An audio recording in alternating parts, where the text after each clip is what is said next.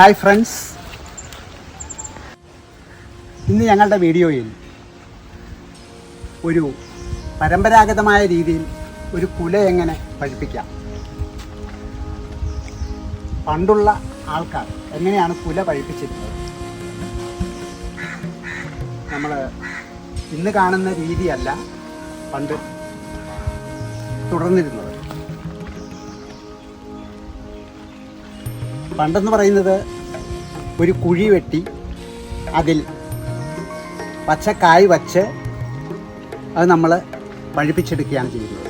ഇന്ന് ചെയ്യുന്നത് കൃത്രിമ മാർഗങ്ങളിലൂടെ രാസവസ്തുക്കളും മറ്റും കയറ്റി ഒരു മുറിയുടെ അകത്ത് അല്ലെങ്കിൽ ഒരു പത്താഴത്തിനകത്ത് അല്ലെങ്കിൽ ഒരു പെട്ടിയുടെ അകത്ത് അടച്ചു വെച്ചിട്ട് അത് കാർബൺ ഡൈസൾഫൈഡ് എന്ന് പറയുന്ന ഒരു വിഷവസ്തു കലക്കി അതിൻ്റെ മുകളിലേക്ക് തളിച്ച് പേരിനൊരു പുകയും വെച്ചിട്ട് പഴം പഴുപ്പിച്ചെടുക്കുന്ന രീതിയാണ് നമ്മൾ കാണുന്നത്. നമ്മുടെ ലിവറിനും ആന്തരിക അവയവങ്ങൾക്കെല്ലാം കേടുവരുത്തുന്ന ഈ പ്രക്രിയ നമ്മൾ ഉപേക്ഷിച്ചാൽ നല്ലത്. അല്ലാതെ തന്നെ നമുക്ക് ഈസിയായിട്ട് കുല പഴുപ്പിക്കാനുള്ള, ഒരു വാഴക്കുല പഴുപ്പിക്കാനുള്ള പല മാർഗങ്ങളും ഇന്നിവിടെ ഉണ്ട്. ഒന്ന്, നമുക്കൊരു ജാറിനകത്ത് അത് വെച്ചിട്ട് ഒരു ലേശം പുക കൊടുത്താൽ, സാധാരണ പുക, ഒരു ഓർഗാനിക് പുക നമ്മൾ കൊടുക്കുകയാണെങ്കിൽ പഴുപ്പിച്ച് കിട്ടും. പിന്നെ പത്താഴത്തിനകത്ത് വയ്ക്കാം. പക്ഷേ ഇന്നിപ്പോൾ പത്താഴ ഇല്ലല്ലോ. അതുപോലെ നമുക്ക് വേണമെങ്കിൽ ഒരു ചരുവത്തിനകത്ത് വെച്ചിട്ട് കുല പഴുപ്പിച്ചെടുക്കാം. എന്നാൽ വർഷങ്ങൾക്ക് മുൻപ്, 50 or 60 വർഷങ്ങൾക്ക് മുമ്പ് ഈ സൗകര്യങ്ങളൊന്നും ഇല്ലാതിരുന്ന പത്താഴവും പിന്നെ അതുപോലെ പെട്ടി, ഇങ്ങനെയൊക്കെയുള്ള ഒരു കാലഘട്ടം ഉണ്ടായിരുന്നു. ആ കാലഘട്ടത്തിൽ എങ്ങനെയാണ് കുല പഴുപ്പിച്ചിരുന്നത്, ഒരു തനി നാടൻ രീതി എങ്ങനെയാണെന്ന് നമുക്ക് നോക്കാം. ഇവിടെ ഒരു കുലയുണ്ട്, പക്ഷെ ചെനച്ചിട്ടില്ല, പൂത്തു വരുന്നേ ഉള്ളൂ. വേറെ ഏതെങ്കിലും നോക്കാം.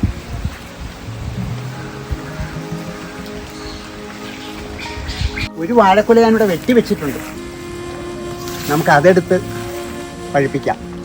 ഏതായാലും നോക്കട്ടെ. ഇതേതായാലും മൂത്ത കൊല തന്നെയാണ് കേട്ടോ.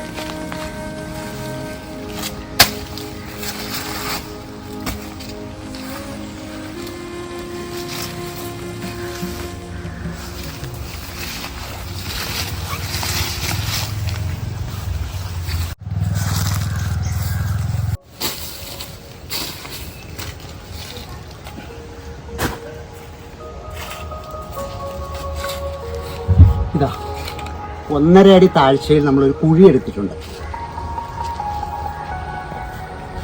നമ്മൾ ഈ കുഴിയിലേക്ക് ഈ വാഴക്കൊല അങ്ങോട്ട് ഇറക്കി വെക്കുക.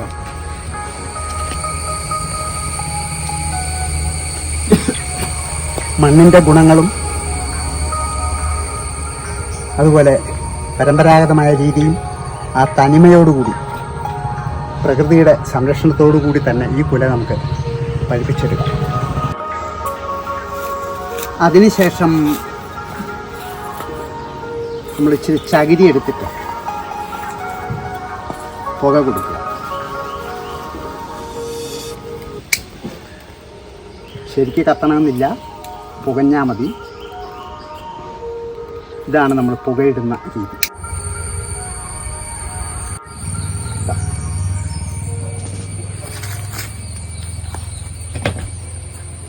അതിനുശേഷം വളരെ വേഗത്തിൽ തന്നെ കുഴി പൂർണ്ണമായിട്ടും അടച്ചുകൊണ്ട്, പലകകൾ എന്തെങ്കിലുമൊക്കെ വെച്ചുകൊണ്ട് കുഴി അങ്ങോട്ട് മൂടും.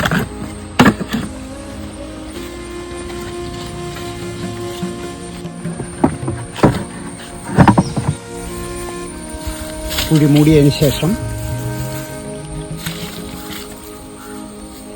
ചാക്കോ എന്തെങ്കിലും ഇട്ട്, അതിട്ടില്ലെങ്കിലും കുഴപ്പമില്ല, അതിൻ്റെ മുകളിൽ മണ്ണ് നിറച്ചാൽ മതി.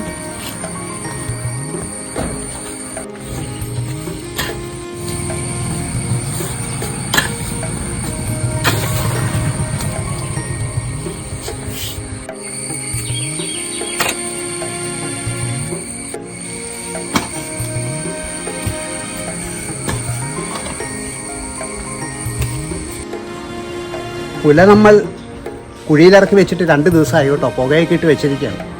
നമുക്കിനി എടുത്തു നോക്കാം എങ്ങനെയുണ്ടെന്ന്. പഴുത്തിട്ടുണ്ടോ അതോ കറുത്ത് ചീഞ്ഞിരിക്കുവാണോ എന്നൊക്കെ നമുക്ക് നോക്കാം. വളരെ പണ്ട് കാലത്ത് ഇങ്ങനെ ഒരു രീതി ചെയ്തിരുന്നു, ഇങ്ങനെ കൊല കഴിപ്പിക്കാൻ ഇങ്ങനെ ഒരു സമ്പ്രദായം ആവിഷ്കരിച്ചിരുന്നു എന്നുള്ള കാര്യം ഒന്ന് അറിയിക്കാൻ വേണ്ടി മാത്രമാണ് ഈ വീഡിയോ നമ്മൾ എടുക്കുന്നത്. ഇനി നമുക്ക് കുഴിയിലേക്ക് നോക്കാം, ആ പഴം പഴുത്തിട്ടുണ്ടോ ഇല്ലേ എന്ന്. ഓക്കെ, സാവധാനം മണ്ണെല്ലാം നീക്കിയെടുത്ത്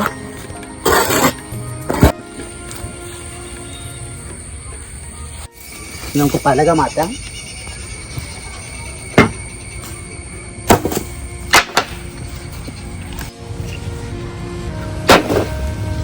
ആഹാ, പഴുത്ത് നല്ല സൂപ്പറായിട്ടിരിക്കുന്നുണ്ട് കേട്ടോ. നമ്മുടെ കുല പഴുത്തിട്ടുണ്ട് കേട്ടോ.